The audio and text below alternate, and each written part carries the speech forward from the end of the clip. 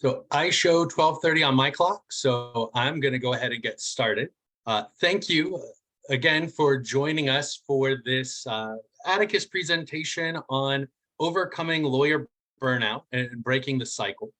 We're going to take some time today to really talk about lawyer burnout, the way that it impacts us, the way that it impacts our firm, and give you a tool to really start analyzing and measuring what's happening with burnout and what might you be able to do to break that cycle and work toward peak performance personally so that your firm performs well as well. So my name is Aaron Rothert. I'll be your presenter today. I am a certified practice advisor with Atticus. I'm also an attorney. You can read my bio here in the slides. I've worked with Atticus. I think I'm in my 8th year now, coaching firms one-on-one, leading programs, and doing presentations like this. Very glad to be with all of you today. Throughout the course of the presentation, if you've got questions, you can either unmute yourself and interrupt me. You can use the chat function, whatever works best for you. I also recommend having either a window open to take notes or pen and paper out so you can jot things down. I'm going to be asking some questions that I'd really like you to think through as we work our way through the presentation. And I will be posting to the chat the key form, the Burnout to Breakthrough form that we'll be using today. So you'll be able to download that from the chat function and then actually spend some time working through that. A little bit about Atticus. We believe that that great practice and great lives go hand in hand. And to facilitate great practices and great lives, we have group coaching programs, we have one-on-one coaching. We can diagnose your firm and see where you're at, the areas for key improvement. We also have specialized workshops and other education resources. If you've got more questions about that, please reach out to the email address below, grow@atticusadvantage.com. When we talk about burnout to breakthrough and overcoming the cycle of burnout, the image that comes to mind for me is this right here. You're on the plane, they're giving you the talk about what happens or what to do if there's an emergency, if you're traveling with small children, put your mask on first before putting their mask on. The same is very true with firm owners and their firms. That in order to save your firm, in order to improve your firm, in order for good things to happen in your firm, you must first save yourself. You must be taking care of yourself first. It's a very similar sort of scenario. So that's why I wanted to start with this image, so you have something to sort of keep in mind in terms of what we're talking about here.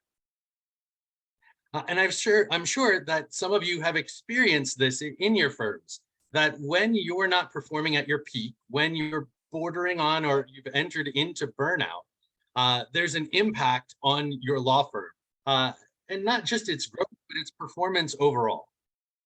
So what I'd like you to consider first is this question, and it's really, when are you at your best? And jot that down. These are the circumstances under which I'm performing my best. If you'd like, enter it into the chat. We can be a bit interactive here. Here are the circumstances in which I'm performing at my best. I'll give you just a couple of seconds to do that.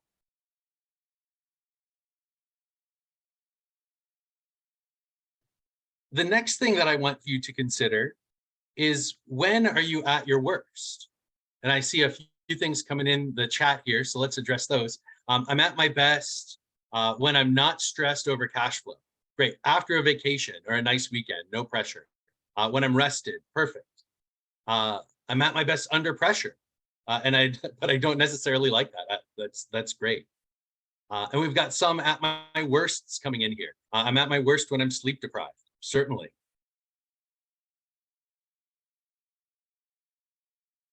Thank you for sharing those. A couple more coming in. At my worst when I have less than 8 hours of sleep. I'm at my best when I'm working with a good client on a project that I find interesting.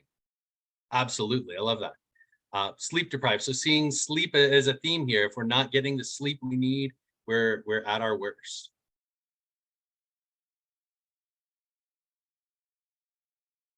Now, what I'd like you to consider, and you don't necessarily need to enter this into the chat, where are you now?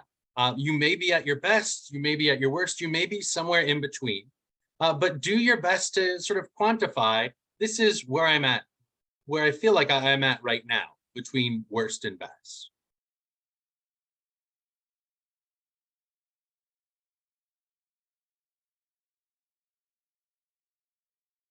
And I see another best. I'm at my best when after I exercise. Right now, in chaos mode, not in control. Yeah. Um, right now, in the average middle ground scale of 1 to 10, a 2 or a 3. Okay, you're in the right place. Scale of 1 to 10, I'm at a 7. Fantastic. Very middle ground at the moment.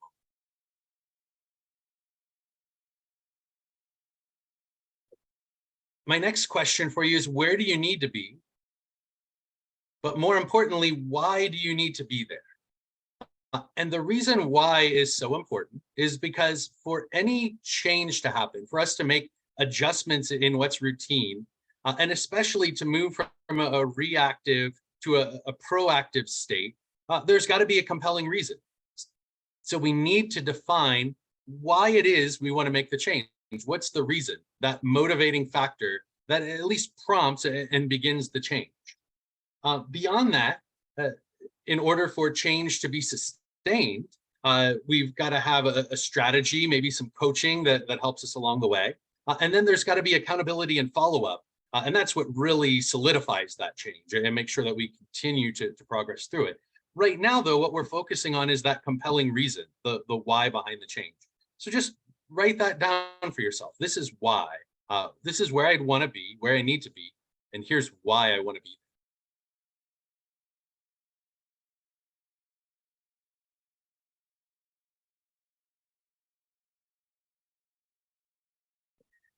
Next, where's your team? Um, in my experience, if you're, on the lower end, closer to the burnout end of the spectrum, you may not even know where your team is because you're in crisis mode yourself. The further you progress up the spectrum, the more awareness you have with your team. And as you get toward peak performance, you can really focus on your team and start to ask, where are they and what might I be able to do to help them reach peak performance?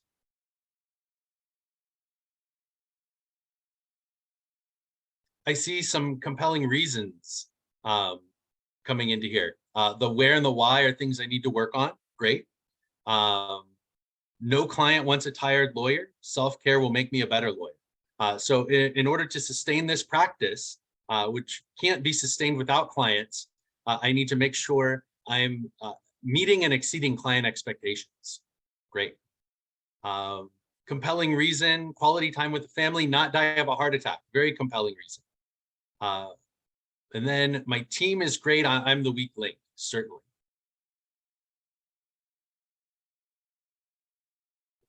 I'd also want you to consider, and this is another way of asking that question, why is it critical to invest in yourself? And why, beyond that, why is it critical to invest in your firm?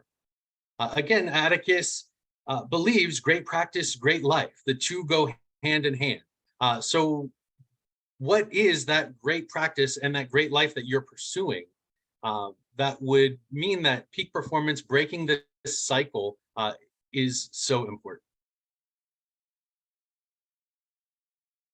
And finally, I'm asking, what are the elements of peak performance? And let's check the chat. I see something coming through in here. Invest, add a paralegal, add a new attorney, and workflow processes. These are the areas you need to invest in, Scott. That's great. I'm glad that you've identified those. Newer team members are the weaker links. Sure, so that's where your team is now. They need some training, and someone needs capacity to be able to train them. Great. So the elements of peak performance, we've got 7 elements that we're going to discuss today.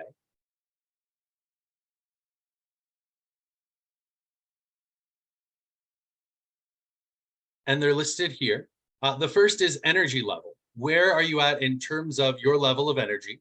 You need energy in order to be able to perform the way that you need to in order to get things done. So where are we at with energy level? Planning and thinking about peak performance really as a strategy. So considering it proactively rather than, wow, I had a really good day today. I wonder how that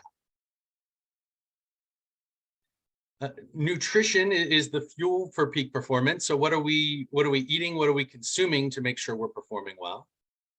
Our fitness and physical well-being, our overall health status, spiritual mindfulness and practices, key relationships, and finally, focus and mindset. Each of these is necessary in order for us to achieve high-level performance. And as small firms, our individual performance as firm owners has a huge impact on our firm's performance. And our firm's performance has a huge impact on our ability to achieve our great lives, what it is that we want to accomplish with our lives. So I would argue that each of these categories is worth considering and putting some time and effort into developing a strategy around to know here are the key areas that I should focus on in order to either break the cycle or achieve a higher level of personal performance. To do that, we have this Burnout to Breakthrough tool. And I am going to post that into the chat so that all of you will be able to download it.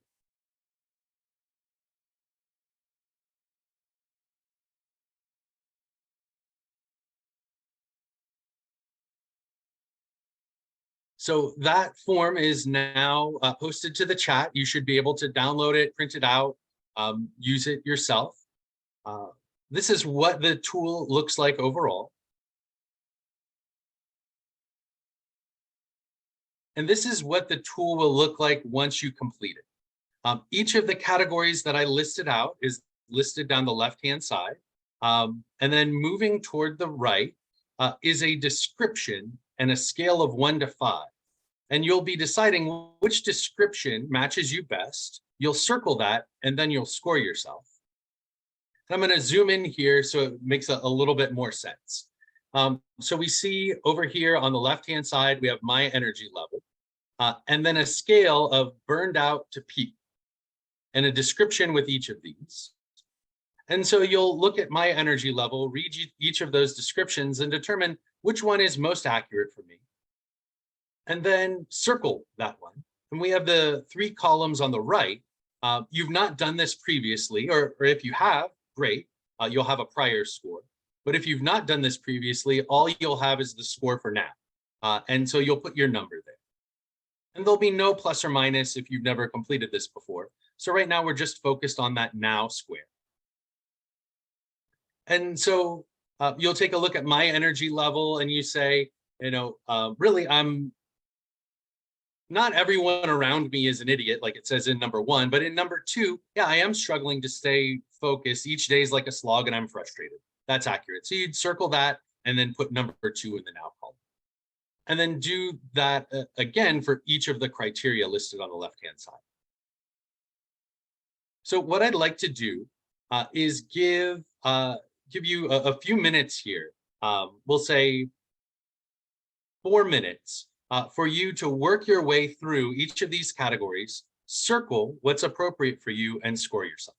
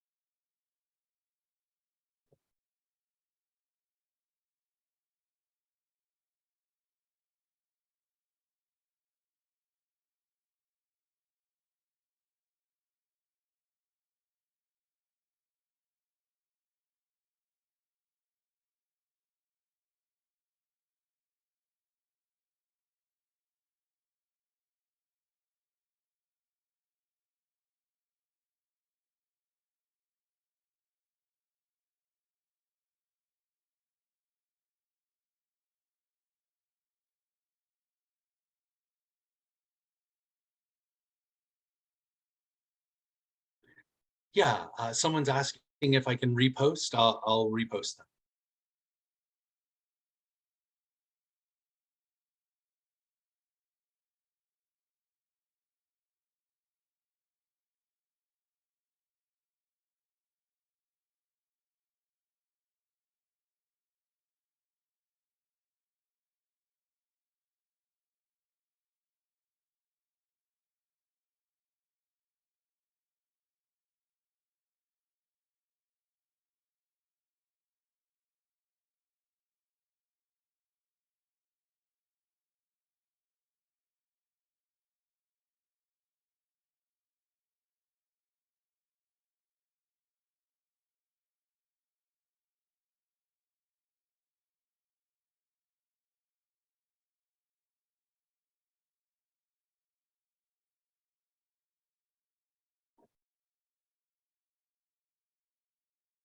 So it looks like a few people just joined us. So if you've just joined us, what we're working our way through is this Burnout to Breakthrough worksheet, which is a tool that really helps us quantify where we're at in terms of our peak performance by identifying criteria for peak performance and then having us evaluate on a scale of 1 to 5 where we're at by using these descriptors.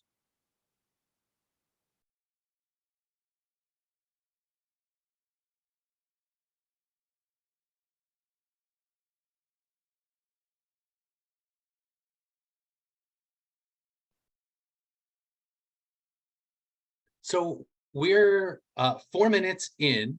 Does anyone need additional time? If you do, please type more time in the chat.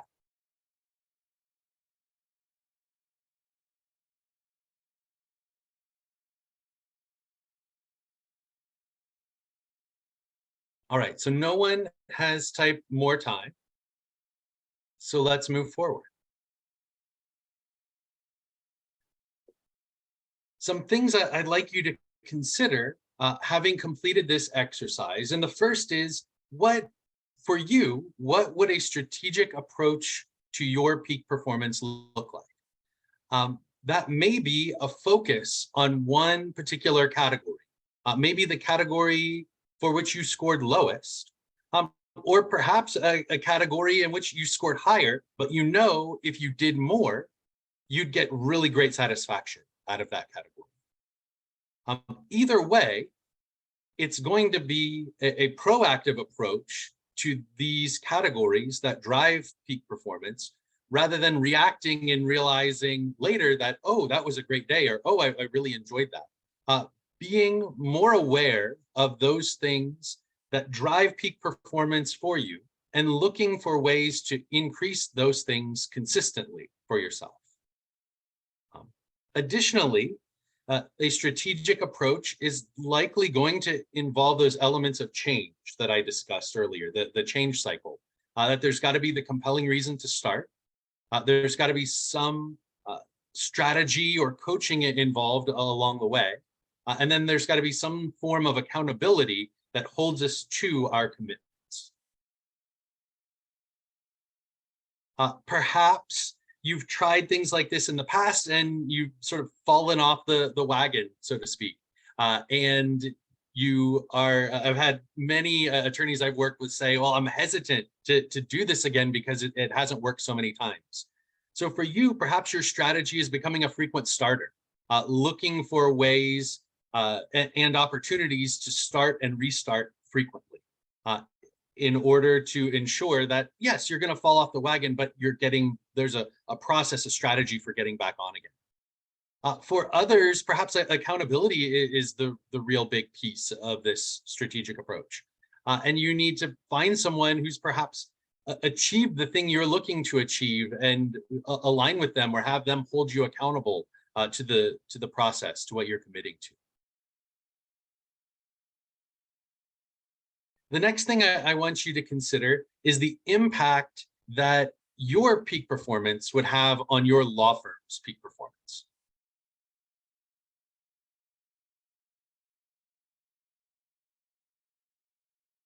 And really think through, if, say you're at peak performance 40% of the time, what would the impact be on your firm?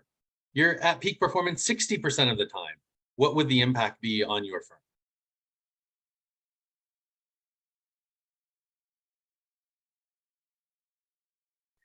On a larger scale, let's say you made a commitment, a one-year commitment to improving your performance. What could be the outcome of that year-long commitment to you and to your law firm? And then let's get a little bit crazy here. What if that's a 10-year commitment? What if you created a game around it? You gamified it over the course of the next 10 years and plotted something out that's a little bit maybe brash, ambitious at the least. What impact would that have on your own and your firm's longevity? What impact might that have on your cognitive improvement or the cognitive improvement of your team?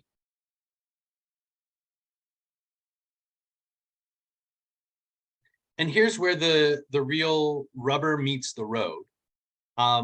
Looking at your lowest score, what's one small thing you can do in the next 90 days to improve it? So out of all of your scores, identify the lowest one. And if there are multiple that tie for the lowest, choose the one out of those that you think would have the biggest impact. And then what's one small thing, one small step, maybe a step so small it would be unreasonable if you didn't do it? And what could you implement with that small step in that category over the course of the next 90 days to improve that particular category? And for that one small step, that thing for the next 90 days, I'd like those who are willing to share that in the chat. So let us know what the category is. You don't need to let us know the score, just the category and what's the step you're going to take.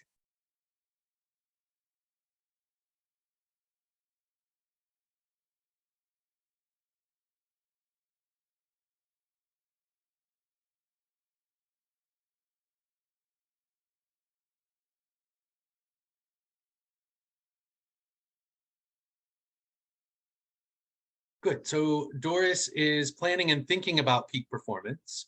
And Doris, any thoughts on what the step is you'll take to improve your planning and thinking about peak performance?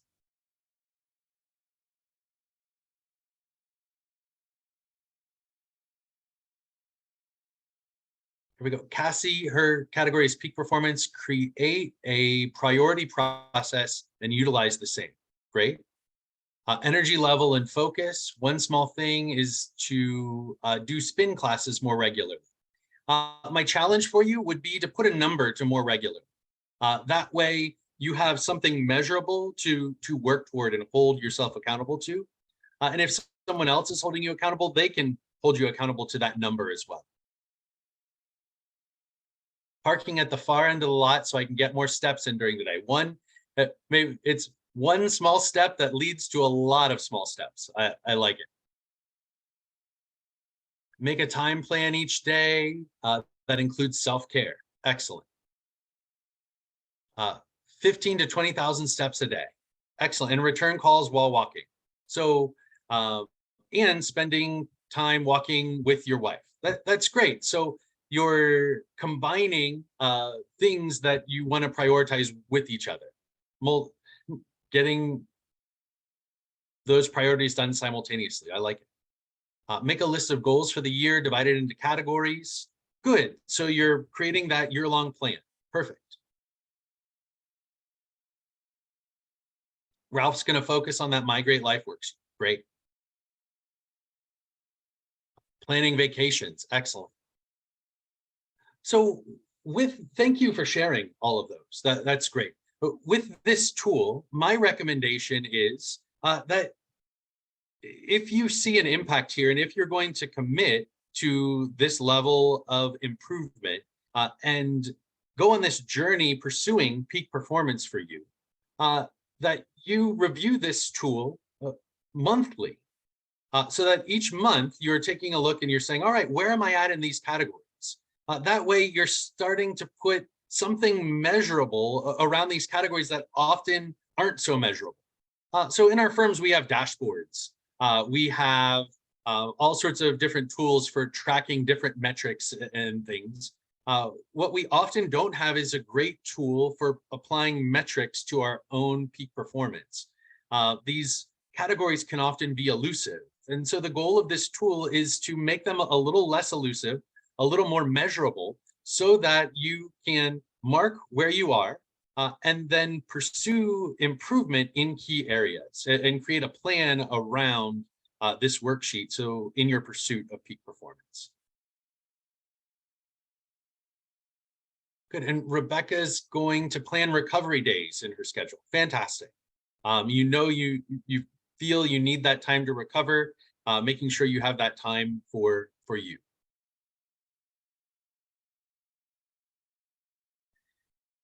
That time for you is necessary because in terms of your firm, you are the golden goose. You are laying the golden eggs. If you're not doing well, the health of the firm will suffer. So I'm going to be a little Veruca Salt-ish here and ask you all to be those golden eggs. I want a goose to lay gold eggs for Easter. You are the golden geese laying the golden eggs. And so you must take care of yourselves in order for your firms to flourish and in order for your firms to produce the great life that you're looking for. So take the time, use this form, create the plan, identify the compelling reason, set up the structure, put accountability in place around your category that you're pursuing for improvement. Once you're improved, look at the next category and build there so that you can achieve peak performance. You can move away from burnout to breakthrough, and your firm can see the great results as well. Just some notes here. We do have some upcoming programs. Practice growth programs are constantly new and starting. We have double your revenue workshops, great workshops for looking at plans for doubling your revenue within your firm.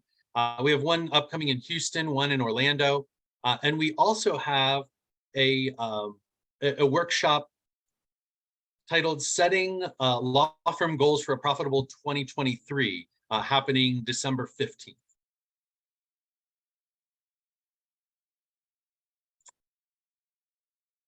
Again, thank you all for joining us for this presentation. We've got a minute or so here if you have any questions. If you do, let's see.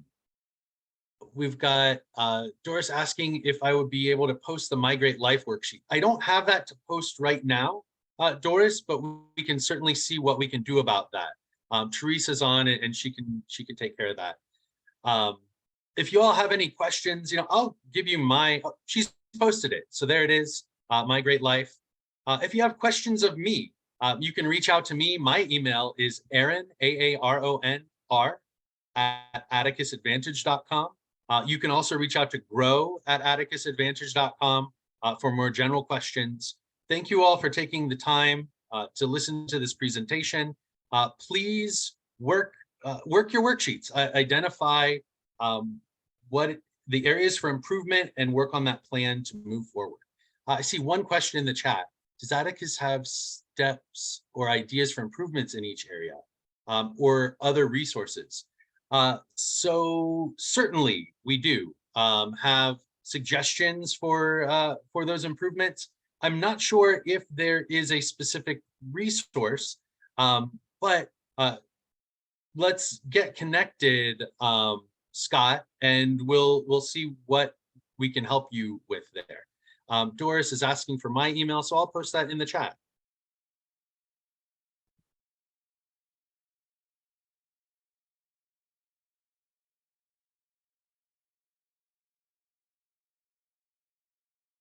So there is my email.